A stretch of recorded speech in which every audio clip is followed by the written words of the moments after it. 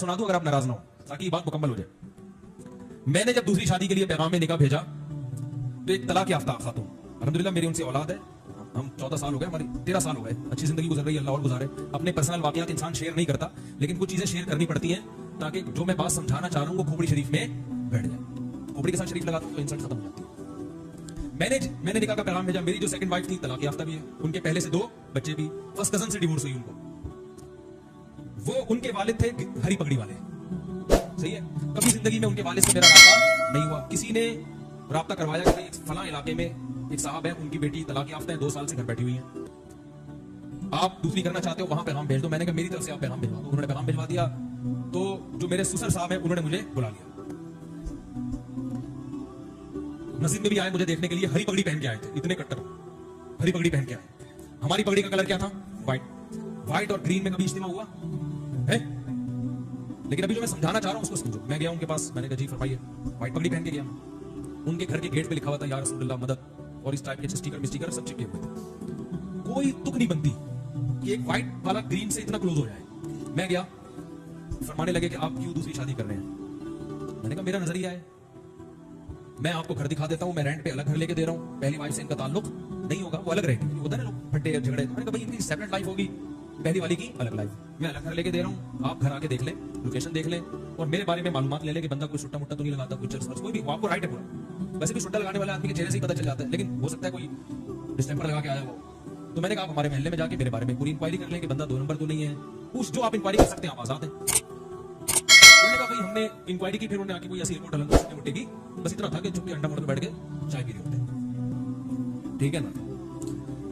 उन्होंने कहा नहीं, फिर आपकी महाना अर्निंग कितनी है? मैंने बता दी भाई इतनी अर्निंग है कि आपकी बच्ची खा अच्छा सकती है, बहुत ज्यादा याशी नहीं कराऊंगा, लेकिन जो प्रॉपर जरूरतें हैं वो इंशाल्लाह इस आमदन में मेरा ख्याल है पूरी होती है। आपका ख्याल है कि नहीं होती तो मना कर दें आप, भाई उनको तो हक है ना मना करने का।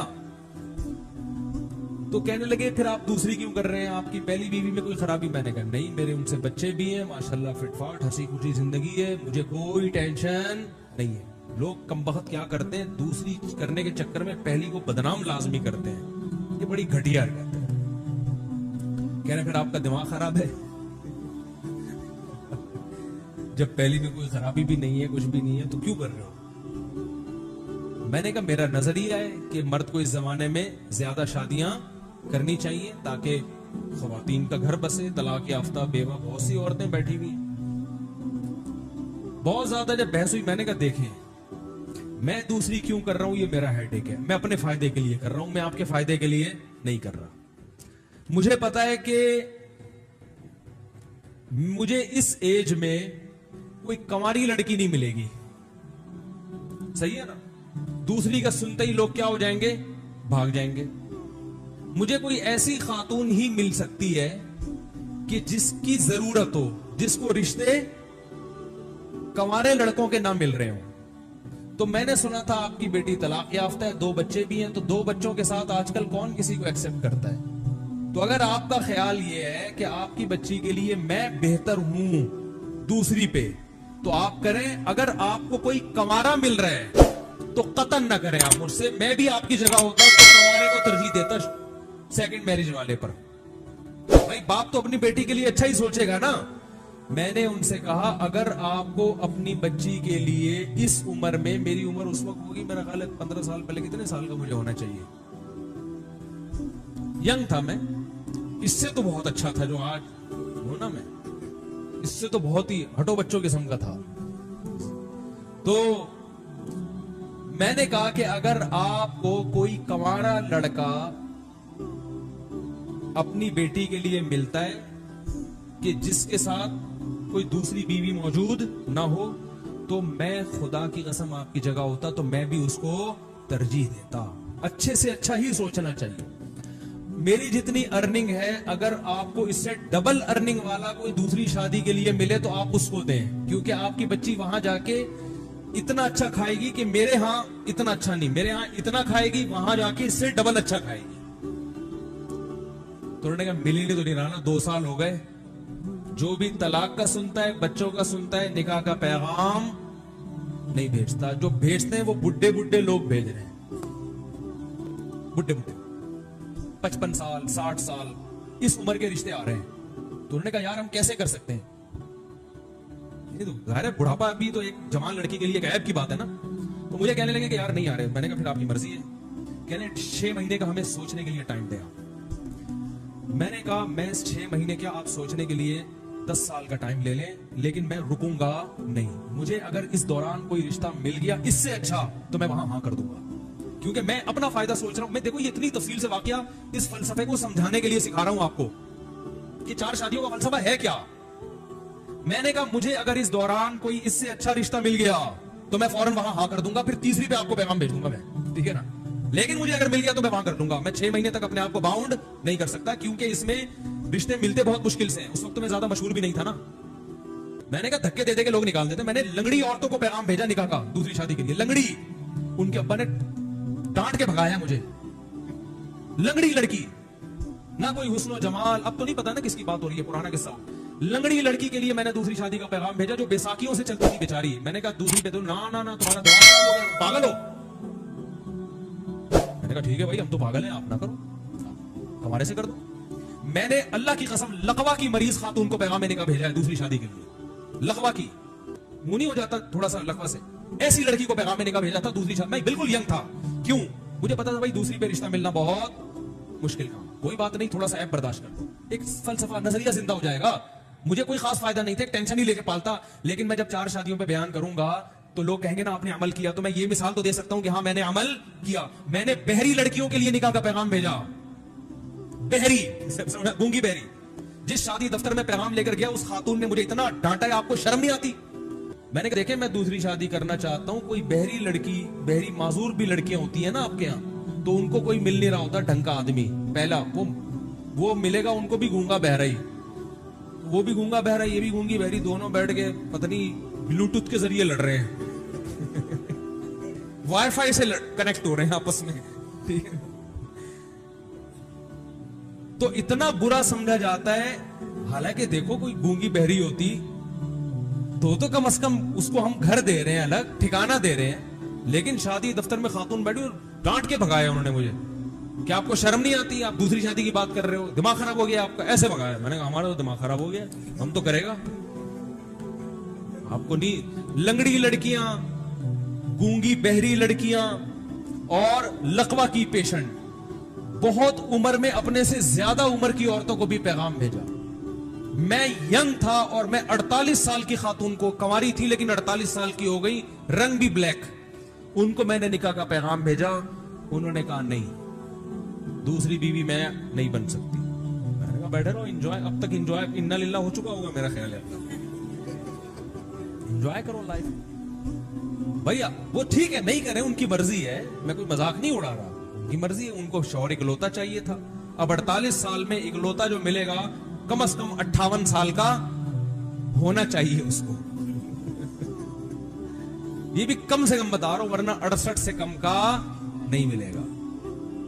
तो अब क्या हुआ, तो जो हमारे ससुर थे, क्या हैं अल्हम्दुलिल्लाह, अल्लाह उनकी जिंदगी में बरकत दे, तो उन्होंने मुझे कहा कि भाई आप दूसरी क्यों कर रहे हैं, ये तो बड़ा मसला है यार, ये तो यूं, ये तो यूं। मैंने कहा भाई आप 6 महीने सोचें, आप 1 साल सोचें, अगर इस दौरान मुझे आपसे बेहतर मिल गया तो मैं वहां चला जाऊंगा, आपको मुझसे बेहतर मिल गया तो आप वहां चले जाएं। मैं बाउंड नहीं कर सकता अपने आप, बाउंड तो करना ही नहीं चाहिए भाई, आजाद हंसी खुशी जिंदगी गुजारो। 6 महीने गुजर गए, ना मुझे मिला ना हम भी जहां जाते, और हम कहां कहां गए हैं। बाज लोग ऐसे बैठे होते हैं, मुझे कहते रिश्ता ही नहीं मिल रहा। मैं कहता तो यहां बैठ के तुम्हें तो मिल जाएगा, हमें भी नहीं मिला। तो उन्होंने फिर फोन करके मुझे दोबारा बुलाया। अच्छा मेरी खाला मेरा साथ दे रही थी, खानदान में कोई भी ऐसे मौके पे आपका साथ नहीं देता। वो खाला भी इसलिए दे रही थी, वो बेवा थी और किसी की दूसरी बीवी बनी थी, वरना वो भी कहां देती, तो उनको ले गया मैं। जब हम वहां गए हैं, पहुंचे हैं, तो मेरे सास ससुर अल्लाह उनकी उम्र बरकत दे मेरे सामने आके बैठे और कहने लगे, मेरी खाला भी थी, उन्होंने कहा भाई बात सत्य हो गई कि भाई चलो। अब देखो उन्होंने ना मेरी 4 शादियों वाली किताब पढ़ी, ना मसलक देखा, उनको पता था भाई बेटी की जरूरत है, बच्ची को कब तक घर बिठाएं, और जैसे जैसे उम्र ज्यादा होगी इस किस्म के रिश्ते भी मार्केट से स्टार्ट हो जाएंगे। Something is better than nothing, मसलक को मत देखो, सही है ना, बच्ची को घर मिल रहा है, ठिकाना मिल रहा है, मियां मिल रहा है, और बच्चे भी रख रहा है याद, बस और क्या चाहिए। तो उनके सामने मुझे तकरीरें नहीं करनी पड़ी है 4 शादियों के फजाइल पर, उनकी नीड थी, उनकी जरूरत थी, उनकी समझ में आ गया। 6 महीने बिठा के भी देख लिया, मजीद 2 साल पहले 6 महीने और भाई रिश्ते आए, इस दौरान सब आड़े तिरछे आते हैं, आड़े तिरछे। तो उन्होंने कहा यार ये बंदा ठीक ठाक लग रहा है। फिर मेरी खाला ने उनसे ये बात कह दी कि ये मजीद शादी नहीं करेगा, मुझसे पूछे बगैर कहती, वो भी भर गए। अबे ये क्या, चलो हम दूसरी पे दे रहे हैं, फिर मजीद भी करेगा ये। अच्छा मेरी खाला ने मुझे नहीं बताया, हम आगे घर, मेरी खाला ने कहा कि मैंने उनको तसल्ली दे दी है कि वो तीसरी शादी नहीं करेगा। ये मैंने तसल्ली दी थी। मैंने कहा आपने किससे पूछ के तसल्ली दी? यानी मुझे पता है तेरा दिमाग थोड़ी खराब है, तो शादी में शादी करते और कोई काम नहीं करते में। मैंने कहा मैं करूं ना करूं वो मेरा हेडेक है, लेकिन ये क्यों जबान दे दी जाके, वो पूछ थोड़ी रहे थे हमसे। अब मैंने कहा मामला हो गया खराब, अब अगर मैं करूंगा तो जबान क्या हो जाएगी खराब। तो मैंने क्या किया, मैंने अपने ससुर को फोन किया कि मुझे आपसे बहुत जरूरी बात करनी है, ये निकाह से पहले बहुत जरूरी बात करनी है। अच्छा पहले उनका फोन आया कि हमें आपसे बहुत जरूरी बात करनी है। मैंने कहा मुझे भी आपसे बहुत जरूरी बात करनी है। मीटिंग हुई, मैं उनके घर चला गया, उसी तरह आके बैठा, सास ससुर मेरे आके बैठे सामने। मैंने कहा पहले आप, उन्होंने कहा नहीं पहले, मैंने कहा पहले आप बताएं। तो उन्होंने कहा कि हम आपसे निकाह नामे पे लिखवाएंगे कि आप मजीद शादी नहीं करेंगे। मैंने कहा मैं जिस जरूरी बात के लिए आया था वो ये था कि मैं अभी से लिख के दे रहा हूं कि मैं तीसरी लाजमी करूंगा, किसी की तैसी। मैंने कहा मैं करूंगा।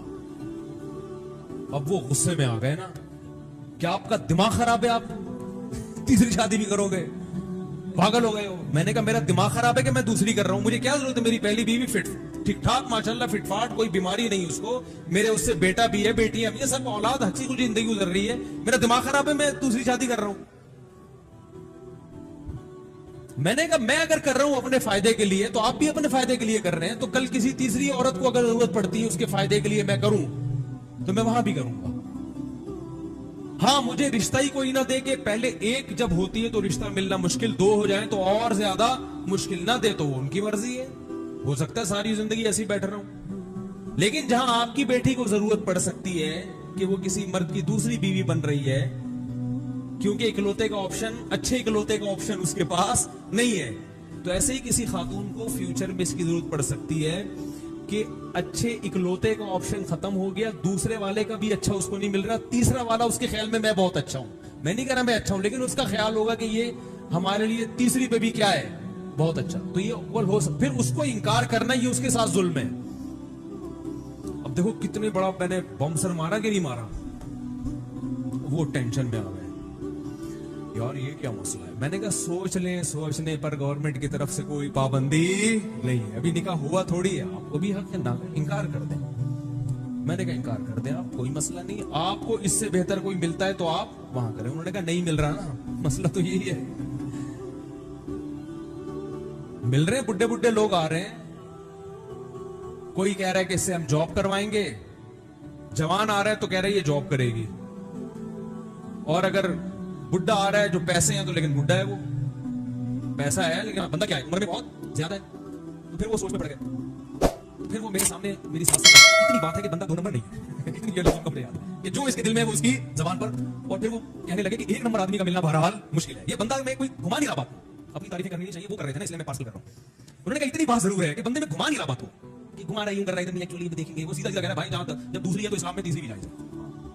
तो मैंने कहा हो सकता है ना भी करूं मैं, रिश्ता ही ना मिले या मेरा इरादा बदल जाए, लेकिन मैं गारंटी दूं कि नहीं करूंगा ऐसा नहीं होता, तो करूंगा मैं। अभी आपके लिए यही है कि करूंगा, शादी हो गई अल्हम्दुलिल्लाह, बच्चे हैं मेरे, बेटे उनसे अल्लाह का शुक्र है अच्छी जिंदगी गुजर रही है, अल्लाह आइंदा भी गुजारे, घर मिल गया, ठिकाना मिल गया, फिर हमने और भी कर लिया।